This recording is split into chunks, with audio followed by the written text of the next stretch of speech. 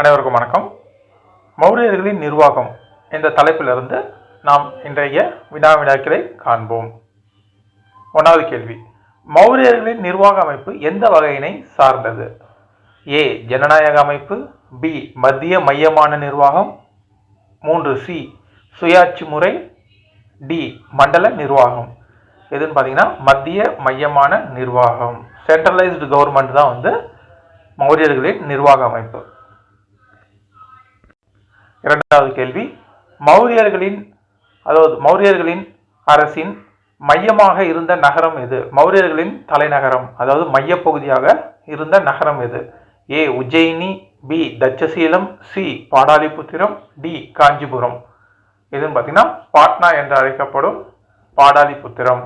அதுதான் மௌரியர்களின் தலைநகரம் மற்றும் மௌரியர்களின் மைய பகுதியாக இருந்த பகுதி பாடாலிபுத்திரம்.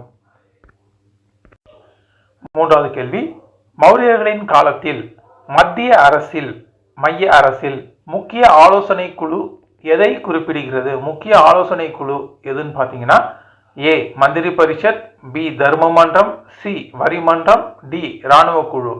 எந்த குழுன்னு பார்த்தீங்கன்னா மந்திரி பரிஷத். இதுதான் அரசருக்கு ஒரு ஆலோசனை கொண்ட ஒரு அவையாகும், மந்திரி பரிஷத்.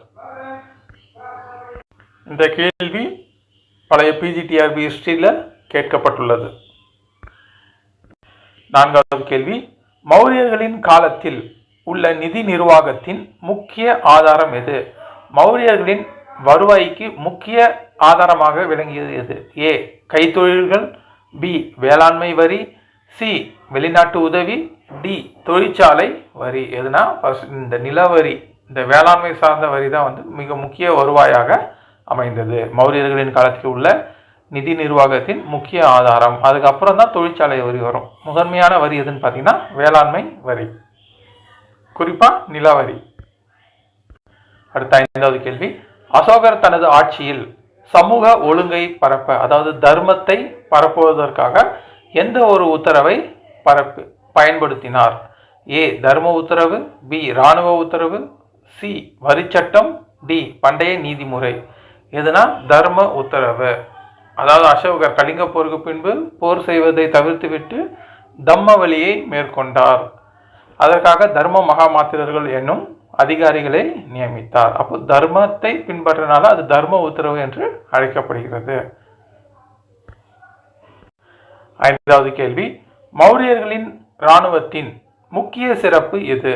மௌரியர்களின் இராணுவத்தின் முக்கிய சிறப்பு எது? பெரிய குதிரைப்படை, பி யானைப்படை, சி நவீன ஆயுதங்கள், டி கடல் படை. எதுன்னு பார்த்தீங்கன்னா யானைப்படை. மௌரியர்களோட மிக முக்கியமான படையில் அங்கம் வகித்தது யானைப்படை. முன்னாடியே கேள்விப்பட்டிருப்போம், செல்யூக்கஸ் நிக்கேட்டருக்கும் சந்திரகுப்த மௌரியருக்கும் இடையேயான போர் நடைபெற்றிருக்கும். சந்திரகுப்த மௌரியர் வெற்றி பெற்றிருப்பார். செல்யூக்கஸ் நிக்கேட்டருக்கு சுமார் 500 யானைகளை பரிசாக சந்திரகுப்த மௌரியர் வழங்கியிருப்பார். அப்போ மௌரியர்களின் இராணுவத்தின் முக்கியமான படை எதுன்னு பார்த்தீங்கன்னா யானைப்படை. 6வது கேள்வி, மௌரியர்களின் காலத்தில் நாணய பரிவர்த்தனை எந்த நாணயத்தின் மூலமாக நடந்தது?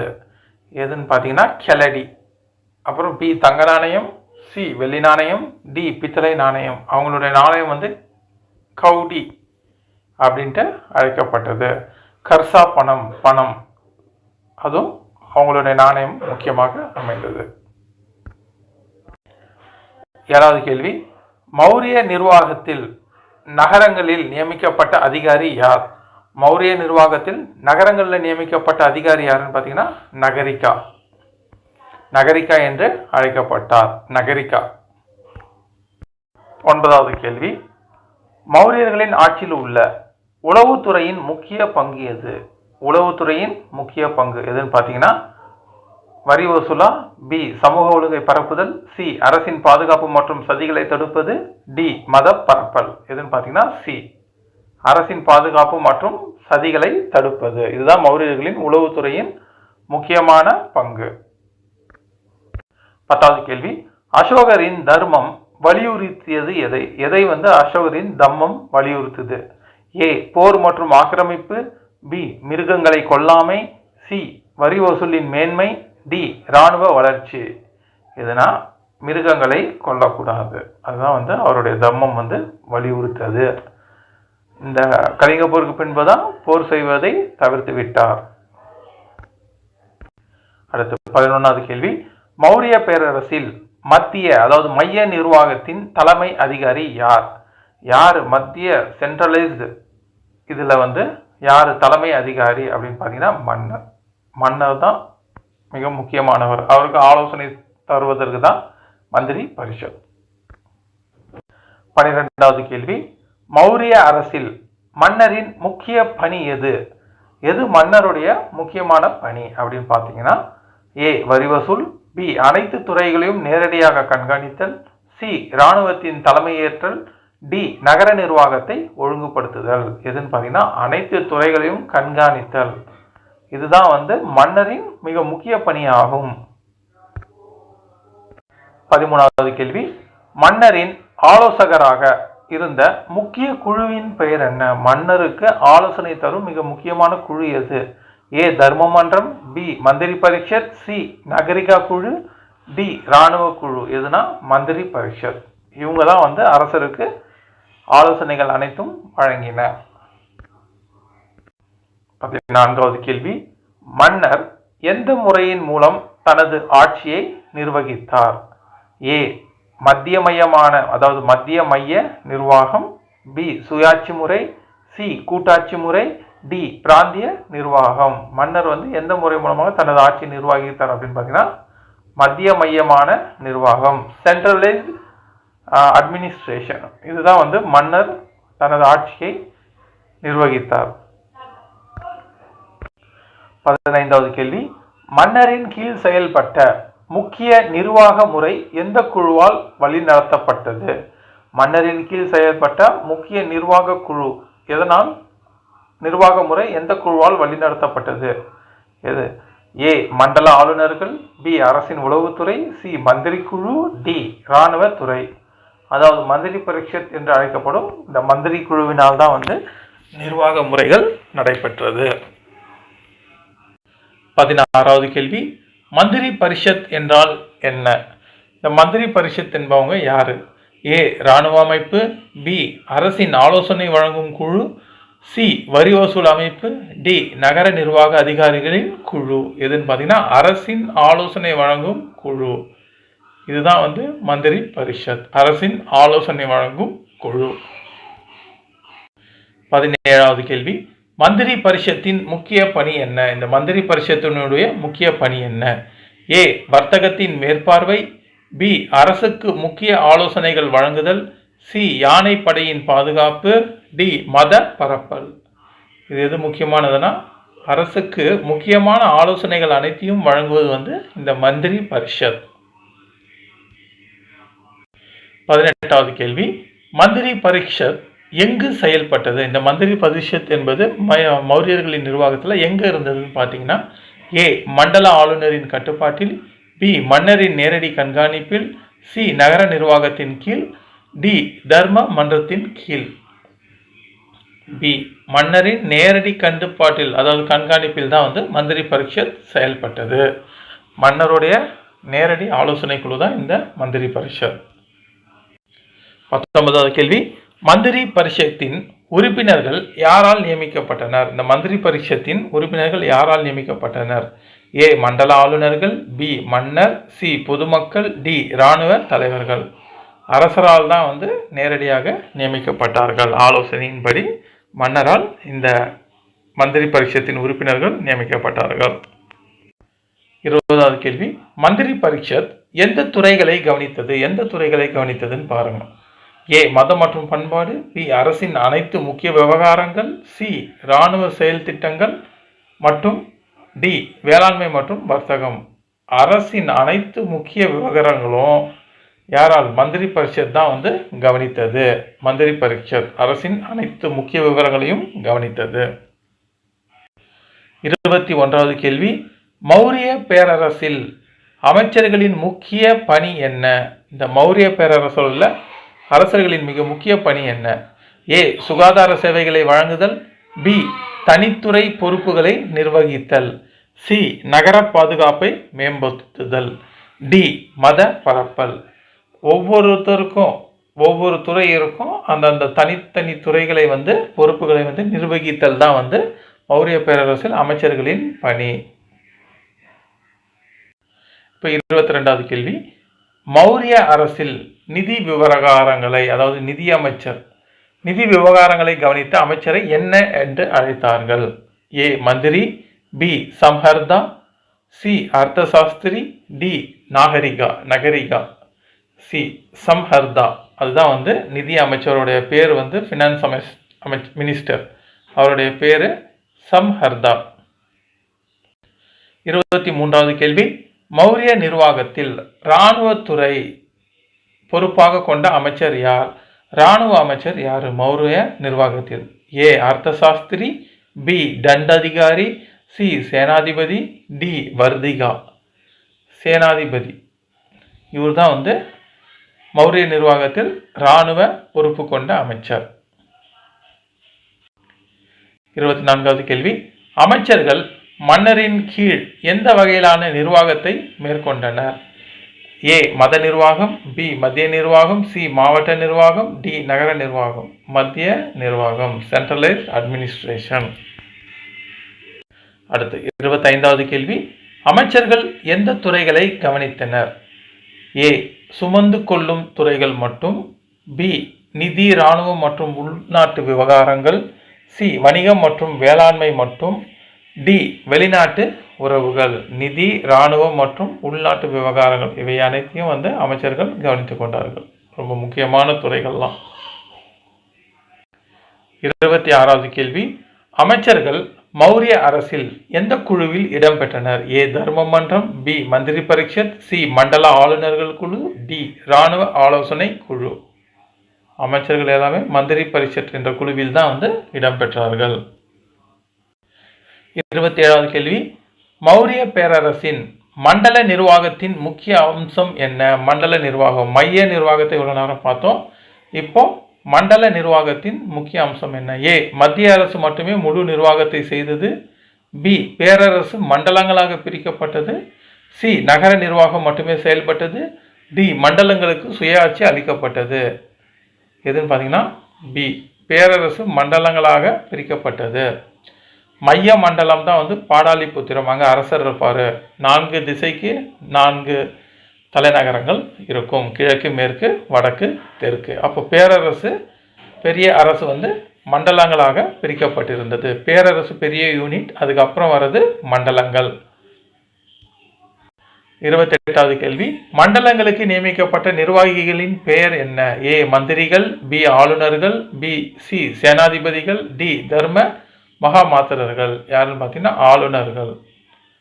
இந்த மாகாண பகுதிகளுக்கெல்லாம் யார் தலைவராக நியமிக்கப்பட்டார் அப்படின்னு பார்த்தீங்கன்னா ஆளுநர்கள்.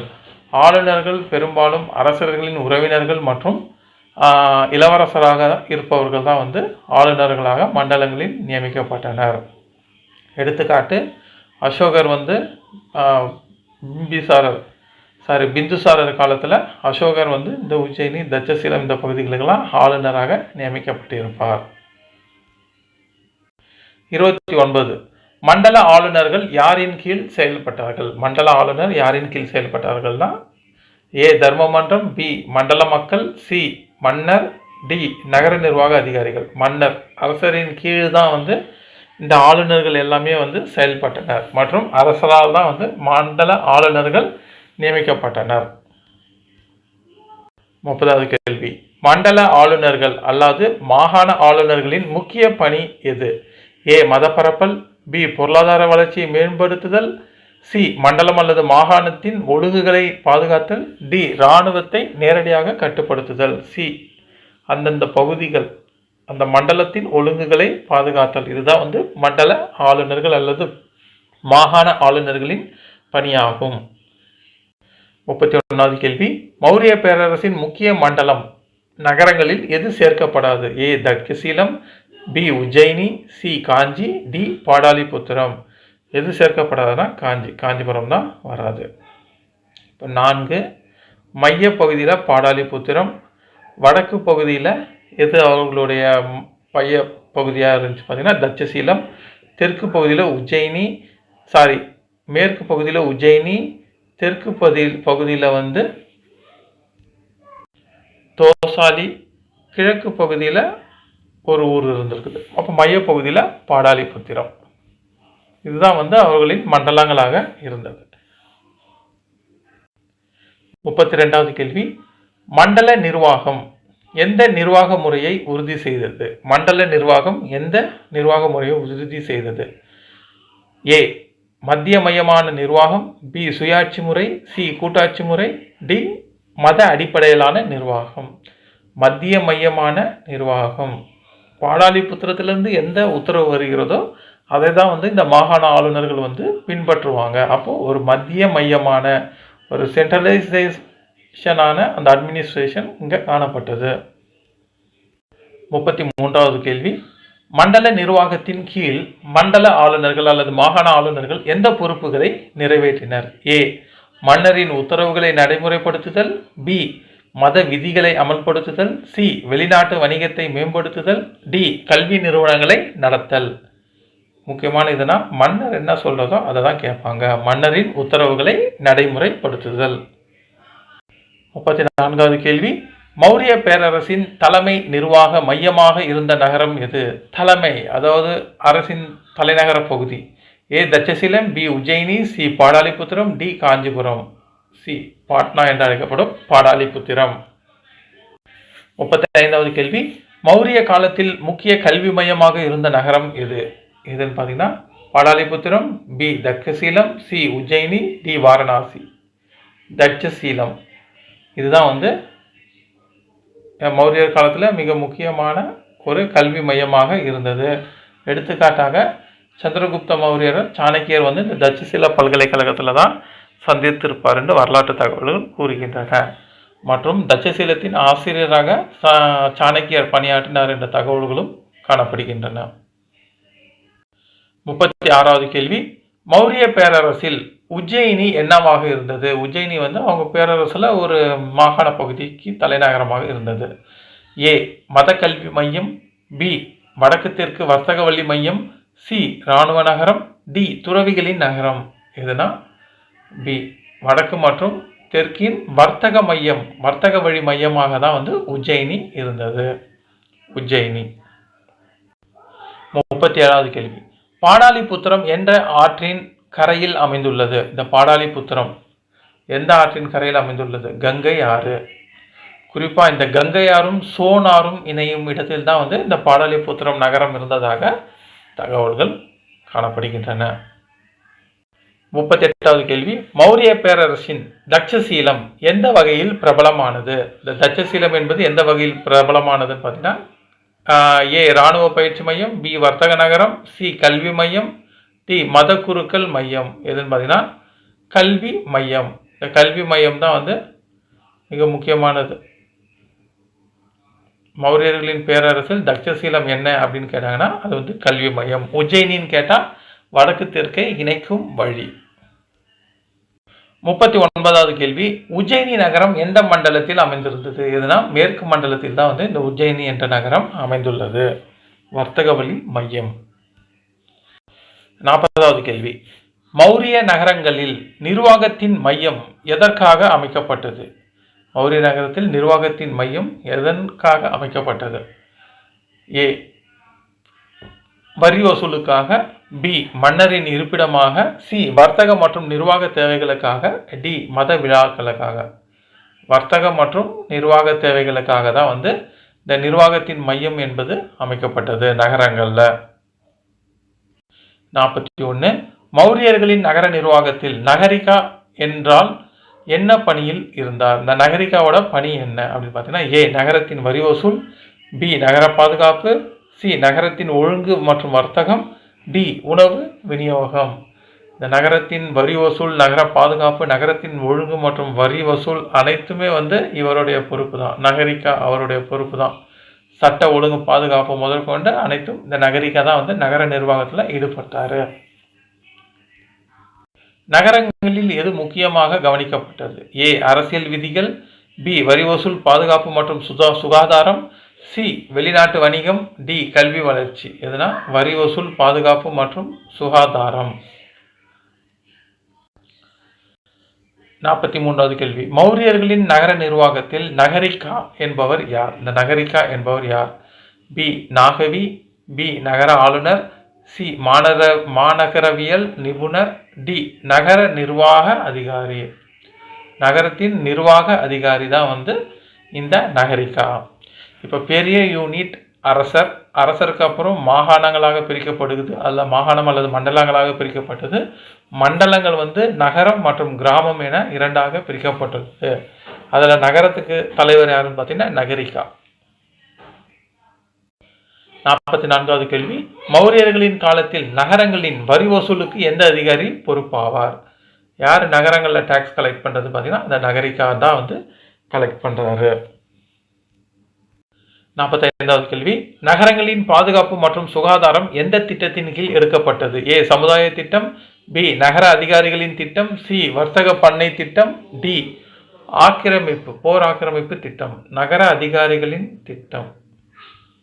நகர அதிகாரிகள் தான் வந்து பிளான் பண்ணுறாங்க நகரங்களின் பாதுகாப்பு மற்றும் சுகாதாரத்திற்கு. 46வது கேள்வி, மௌரிய நகரங்களின் நிர்வாகத்தின் எந்த காரியங்கள் முக்கியமாக கவனிக்கப்பட்டன? ஏ சமூக சிந்தனை, பி நகர திட்டமிடல் மற்றும் சுற்றுச்சூழல் பாதுகாப்பு, சி வரி வசூல் மற்றும் வழிகாட்டுதல், டி மத சீர்திருத்தம். நகர திட்டமிடுதல் மற்றும் சுற்றுச்சூழல் பாதுகாப்பு. இதுதான் மௌரியரோட இதில் வந்து மிக முக்கியமாக நகரப்பகுதிகளில் காணப்பட்டது. 47வது கேள்வி, நகரங்களின் வர்த்தக வளர்ச்சிக்கான கட்டுப்பாடுகளை எது உறுதிப்படுத்தியது? ஏ அரசின் தண்டனை விதிகள், பி நகர ஆளுநர்களின் திட்டங்கள், சி நகரிகாவின் பொறுப்புகள், டி மண்டல ஆளுநர்கள். நகரிகாவின் பொறுப்புகள். இதுக்கப்புறம் நகரத்துக்கு அப்புறம் இன்னொன்று கிராமங்கள் வரும். இதெல்லாம் வந்து அடுத்தது கண்டினியூ பண்ணலாம். மந்திரி பரிஷத்தில் இருந்த கிட்டத்தட்ட 18 அமைச்சர்கள் இருப்பாங்க. அவங்களுடைய தகவல்களையும் நம்ம வந்து பின்னாடி வர டாப்பிக்கில் பார்க்கலாம். நன்றி.